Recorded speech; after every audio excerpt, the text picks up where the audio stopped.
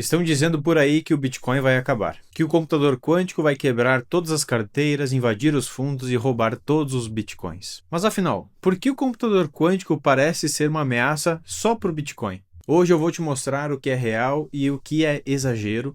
Você vai entender como o Bitcoin foi projetado para resistir a ataques, inclusive ataques de um computador quântico, e por que propostas de atualizações mais recentes, como a BIP 360, já estão deixando essa ameaça para trás. Vamos falar de carteiras antigas, do Satoshi Nakamoto, de criptografias que podem ou não ser quebradas, e de como tudo isso é utilizado para manipular o mercado. Se você quer proteger o seu patrimônio ou simplesmente entender o que está por trás dessa narrativa, assista até o final. E compartilhe esse vídeo com quem ainda acha que o Bitcoin vai ser destruído por um computador mágico. Porque quando o pânico é espalhado, a melhor defesa é o conhecimento. Então vamos lá. Como funciona um computador quântico em 1 minuto de explicação? O computador tradicional, ele processa bits. Esse computador aí que você possui. Bits são 0 ou 1s. Basicamente, quando eu tenho que processar uma informação no meu computador, ele tem que fazer um processamento de uma sequência de 0 e 1s. Essa sequência ela pode ser tão grande que ele leva aqui anos para processar a informação que eu quero, ou talvez nunca processe. Essa é a dificuldade de você processar separadamente zeros e uns. Agora, o computador quântico ele não processa necessariamente o 0 e o 1 separado, ele processa os dois ao mesmo tempo. Disso que vem a nomenclatura qubits, né? São bits quânticos, diferentes dos bits tradicionais que são separados 0 e 1s. Com isso, o computador quântico ele ganha uma eficiência tremenda, ele não precisa esperar processar uma fila de números, ele processa tudo ao mesmo tempo. Isso significa que o computador quântico ele pode testar milhões e milhões e milhões de possibilidades todas ao mesmo tempo, calculando em minutos ou segundos aquilo que um computador normal levaria milhares de anos. Então imagine que o computador quântico ele precisa quebrar a senha do seu acesso ao banco, a senha de 6 dígitos. Ele vai fazer isso aí num piscar de olhos, ele não vai ter esforço nenhum, diferente de um computador tradicional que vai levar ali algumas horas para conseguir fazer isso. Então, se um computador quântico extremamente poderoso for criado por alguma instituição, ele não vai só potencialmente quebrar a criptografia do Bitcoin. Eu já vou dizer como isso aconteceria.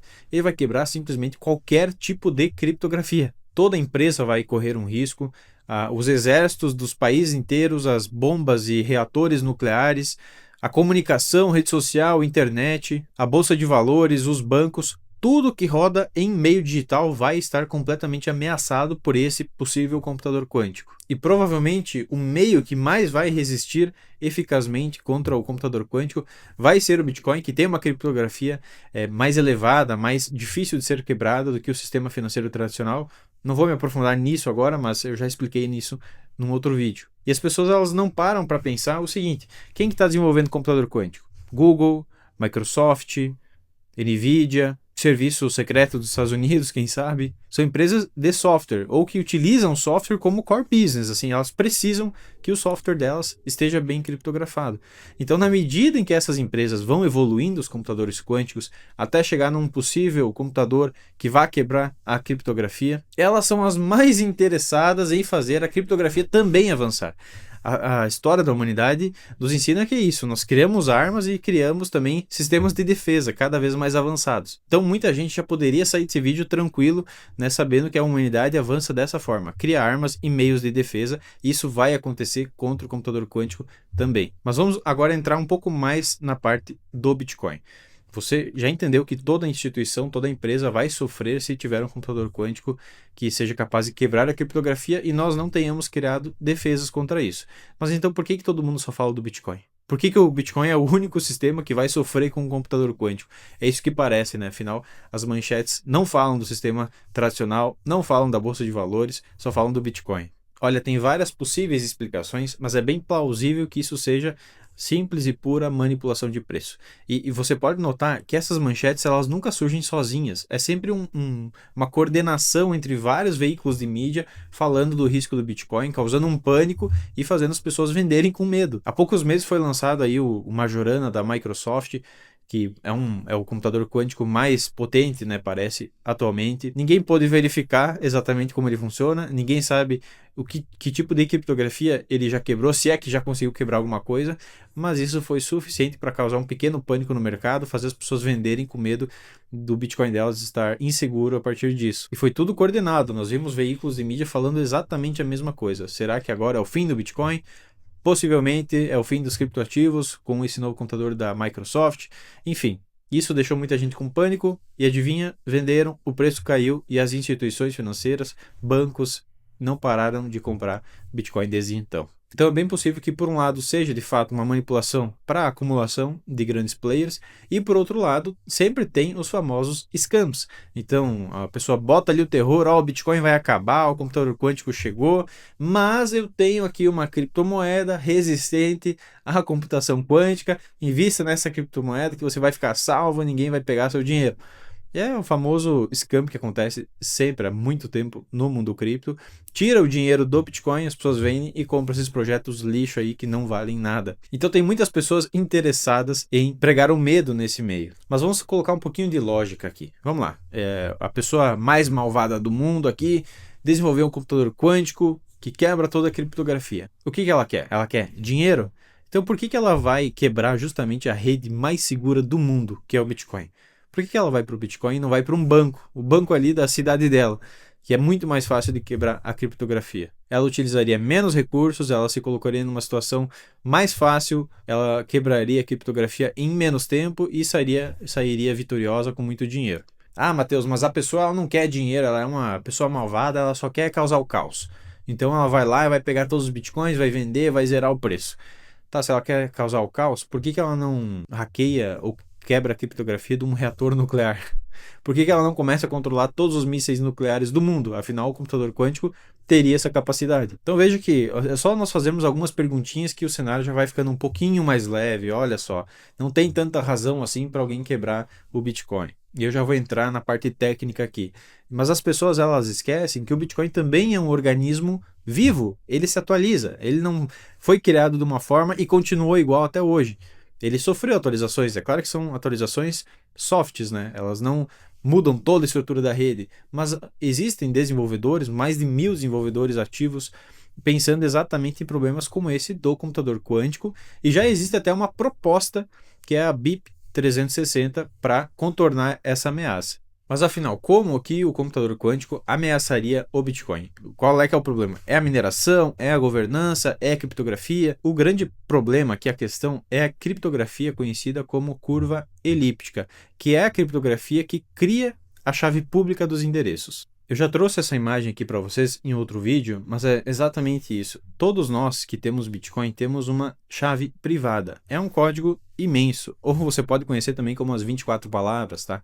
Se você junta elas numa ordem, você tem uma chave privada, que é um código muito grande. Essa chave privada, utilizando criptografia de curva elíptica, ela cria uma chave pública. Tá? Essa chave pública é que é o verdadeiro risco de cair nas mãos de um computador quântico. Ou seja, da chave privada eu crio a chave pública, mas hoje não existe nenhum computador que consiga fazer o caminho inverso, da chave pública derivar uma chave privada. Isso em tese poderia ser feito só com um computador quântico, utilizando o próprio algoritmo de Shor. Então ele quebraria finalmente essa criptografia de curva elíptica. Então todas as carteiras que tiveram a sua chave pública exposta em algum momento, elas poderiam ficar à mercê do computador quântico. Mas é aí que está a questão. Nem todas as carteiras abandonadas ou carteiras do Satoshi Nakamoto tiveram a chave pública exibida. Quando que essa chave pública aparece? Quando você faz efetivamente uma assinatura de uma transação. Quando você envia bitcoins. E boa parte, ali 99% das carteiras que a gente acredita que sejam do Satoshi Nakamoto, elas não enviaram bitcoin, elas só receberam. Então a chave pública não foi exposta. O que nós temos dessa carteira é simplesmente o endereço. E o endereço ele é criado através de uma função de hash SHA-256, que não tem como quebrar, não é matemático para eu conseguir refazer o caminho inverso. Então, a maior parte das carteiras estariam seguras. O computador quântico não seria necessariamente uma ameaça. E o que é a BIP 360, que é uma proposta de implementação, de atualização no Bitcoin, ela faz? Ela justamente cria um mecanismo para que as carteiras, quando assinem uma transação, elas não exponham a chave pública. Elas expõem, na verdade, um outro código que deriva da chave pública, mas que é a prova de computador quântico. Isso já está lançado na rede, já está sendo discutido quando nós vamos começar essa implementação. Ela já foi proposta em 2024, tem um plano de desenvolvimento maior dela até o final de 2025, mas a solução já existe, é só migrar, não seria tão difícil assim. Isso aqui traz paz para as pessoas, entendam? As pessoas estão pensando em como resolver esse problema. Tem uma proposta muito robusta já, extremamente estudada, avaliada e em breve vai ser colocada para testes. Então, fica tranquilo, o computador quântico não vai surgir amanhã e vai roubar o teu Bitcoin. Ah, Matheus, eu não quero saber disso aí. Eu não quero saber a solução. Eu quero saber o pior que pode acontecer. Cenário catastrófico. Eu quero me sentir triste, eu quero pensar na pior possibilidade para saber se eu estou disposto a correr esse risco ou não. Então, tudo bem, vamos pensar na pior possibilidade.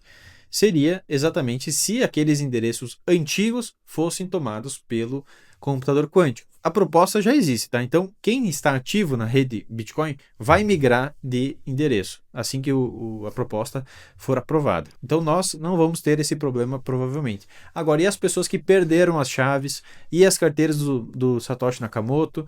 A gente pode colocar nesse bolo todo aí cerca de 1,6 milhões de Bitcoins. Então, em tese, alguém super malvado com um computador quântico poderia tomar conta de 1,6 milhões de Bitcoins. É coisa pra caramba. E o que essa pessoa poderia fazer depois que tivesse todo esse dinheiro? Ela poderia, número 1, vender aos poucos, afinal ela não influenciaria tanto o preço e conseguiria vender os bitcoins dela pelo maior valor possível, e só no ano passado foram comprados mais de 7 milhões de bitcoins, então seria uma força, uma pressão vendedora que seria absorvida pela rede naturalmente, se ela fosse feita aos poucos. Número 2, ela poderia utilizar esse bitcoin como colateral para viver, ou seja, ela pegaria empréstimos e colocaria como garantia o Bitcoin dela, o 1,6 milhões de Bitcoins.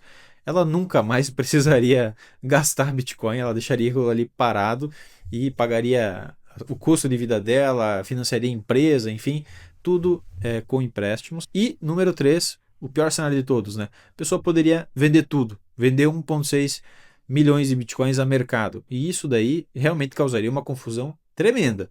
O preço do Bitcoin ele cairia pra caramba, assim, cairia muito e muito rápido. Em questão de horas, o preço teria caído, sei lá, 80%, 90%. Mas o que aconteceria depois? O preço voltaria a subir. Porque as pessoas que tivessem comprado esses bitcoins, elas já estariam em endereços à prova de computador quântico.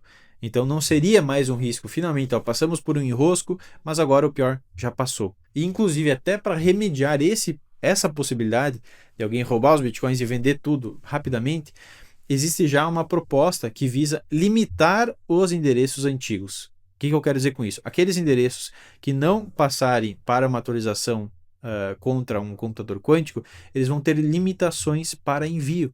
Então, cada bloco só poderá processar um envio de um tipo de endereço sem proteção quântica. O que eu quero dizer com isso?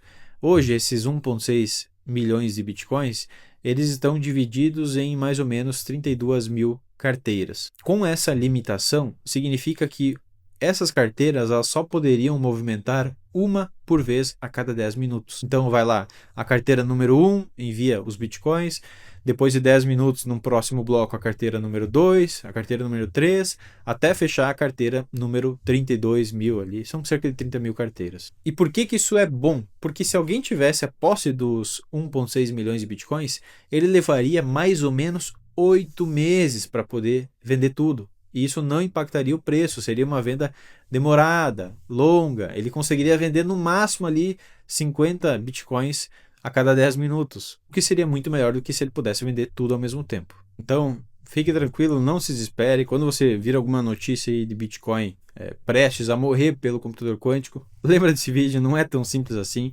Provavelmente alguém querendo te manipular. O risco é real, mas não é um risco tão alto quanto correm o sistema financeiro tradicional, os exércitos, as empresas de comunicação, todo mundo que usa meio digital. Eles estão muito mais sujeitos, né? Nós estamos muito mais sujeitos a sofrer com o computador quântico em outras áreas do que no Bitcoin, que já tem uma atualização pronta, basta ser aprovada pela comunidade. Muito bem, espero que esse vídeo tenha te deixado em paz e lembra de enviar, por favor, aquele seu amigo que acha que o computador quântico vai acabar com o Bitcoin, que ele não investe por causa disso. Obrigado pela sua audiência e nos vemos no próximo vídeo. Até lá!